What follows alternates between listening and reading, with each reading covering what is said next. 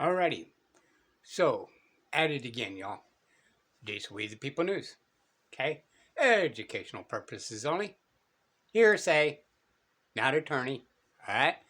Um, Never look straight forward, always look around you, be able to protect yourself by any means necessary. Right? You gotta look both ways before crossing the street, or maybe, just maybe, a car will hit you. Alright, use the Second Amendment, arm yourself with knowledge.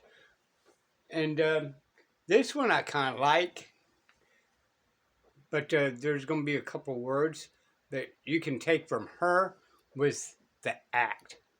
So look at the act two different ways, hers and mine, because I'm going to use it as an actor or actress, okay? But every time that she speaks of it, use her definition of the plan intended on her, and squeeze mine in there as well, and you see how that'll work. All right, this is Jean, the Liberty Lion. Go check her out, give her hugs and kisses and all that kind of stuff. Just give her a thumbs up, subscribe. Let's kind of dig a little further into this. Okay, Jen the Liberty Lion. This is from Towards a Theatrical Jurisprudence. And I'm going to start reading page 20, but this is actually starting on page 16, The Idol of the Theater. So down in one of the footnotes, he defines a couple words. He defines play and drama. He says the terms play and drama haven't yet been defined. They can be one and the same, but drama tends to denote serious subject matter or material that seeks to instruct or provide guidance. Drama is etymologically tied to the word action. So when I read this, I'm thinking acts passed by Congress, and then actions are the things that come after the enacting clause. So you have the enacting clause, which is an act, and then you have after that the actions that are supposed to take place and who's supposed to perform them. So he said, drama is etymologically tied to the word action and is grounded in Aristotle's. But also remember, when everybody's in court, your judges, attorneys, and all that, they're acting, they're actors. Poetics, which sets out rules for drama as tragedy in connection with subject matter and structure. Plays generally refer to a script or story to be displayed or played. Further consideration of Aristotelian drama and aspects of play as apposite, which means relating to, law, will be taken up in the next chapter. I'm going to read that again, but faster this time. So, the term play and drama haven't been yet defined. They can be one and the same, but drama tends to denote serious subject matter or material that seeks to instruct or provide guidance. Drama is etymologically tied to the word action and is grounded in Aristotle's Poetics, which sets out rules for drama as tragedy in connection with subject matter and structure. Plays generally refer to a script or story to be displayed or played. Further consideration of Aristotelian drama and aspects of play as apposite to law will be taken up in the next chapter. So he's talking about plays and drama, and plays have to do with scripts or stories, which in my mind evokes this idea, which I have read in one of my books, how the police have scripts when they stop you. They say driver's license, proof of insurance, do you know this, and do you know why I stopped you? Those are all scripts. The judge has a script that he reads to the juries. They have a script when they read a verdict. So there's a lot of scripts in law, and so those are like plays. Whereas he says drama, tied to the word action, is connected to tragedy and sets out the rules. And so that, in my mind, sets out a different type of like law, like the acts. So you have the acts, and then you have the scripts. So you have the drama, and then you have them playing the drama. So Congress passed an act.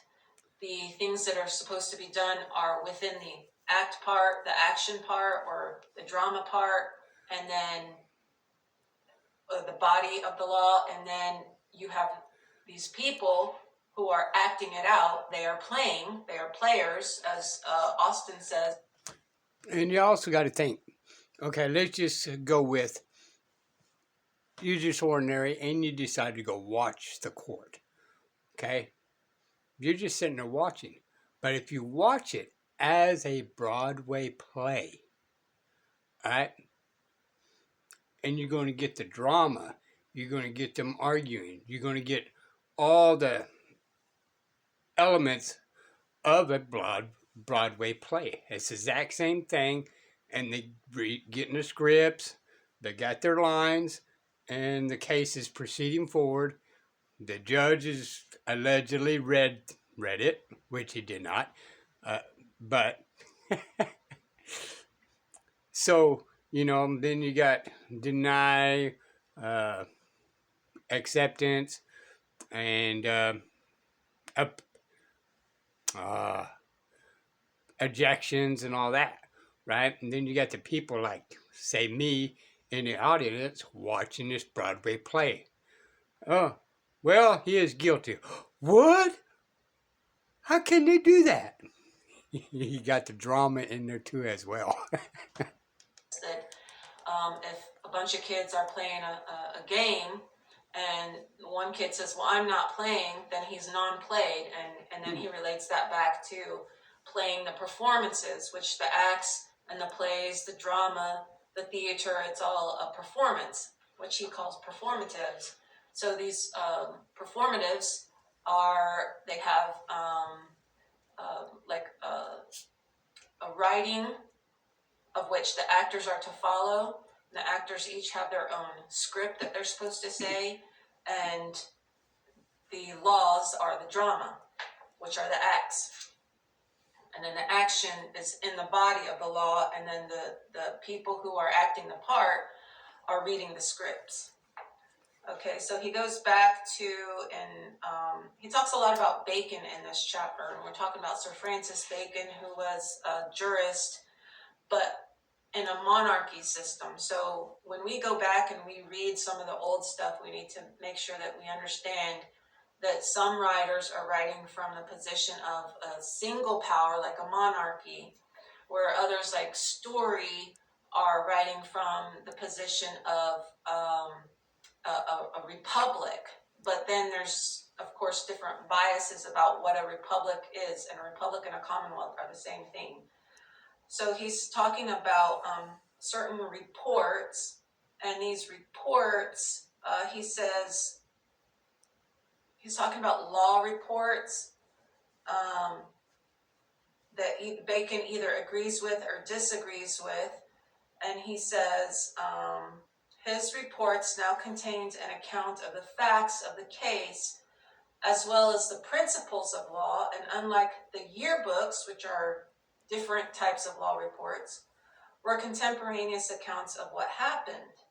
They also read as play, and as play found their way into theater. So the entire thing, the entire act, the body of the law, the players, the scripts, it's all theater. And so when we're talking about theater, we're talking about John Austen's How to Do Things with Words, where he calls them performances. And performances happen in a theater. So an act, along with the whole situation, remember we talked about situs, a situation where it occurs, who are the players, who's writing it, who has the authority to write it. The whole thing is what he calls a performance, or they're performatives.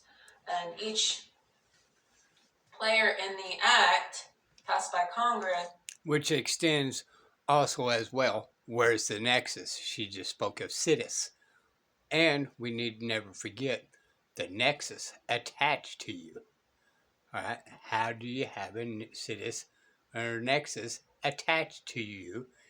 And what constitutional authority does that nexus and a situs attached to me apply? has certain parts.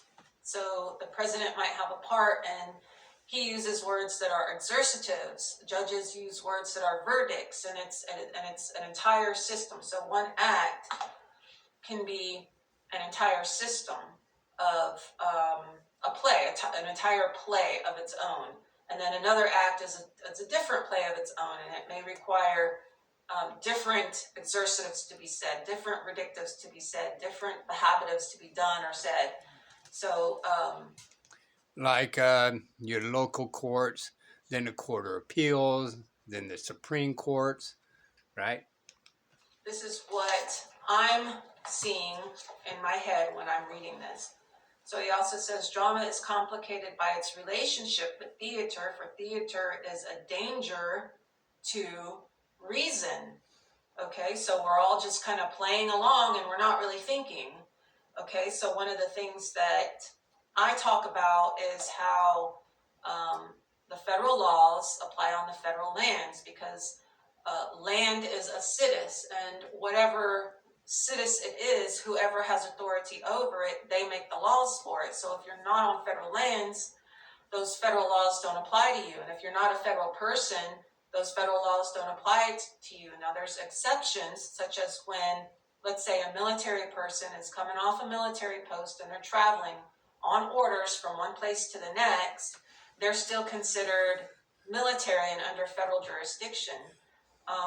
There's other... And when she talks about that, y'all, again, not an attorney, not giving legal advice, educational purpose only, to think outside the box. We hear this thing, citizen, okay? And so the Army personnel are citizens because under the law of nation, the government employees are the citizens, okay? Once you leave the Army, allegedly, there's documents out there you never leave, but allegedly when you leave, you're no longer a citizen. Except the 14th Amendment kind of just disturbed that. Particular situations, and I don't want to cloud all this up with those kind of things, but Bacon later realized, and in De Augmentis found a way to decouple drama from theater, to save it from its evil twin, and to warn of the dangers that follow when the reason is corrupted by action, both on the stage and in the company of others. Theater is action, and action is an inferior state of being.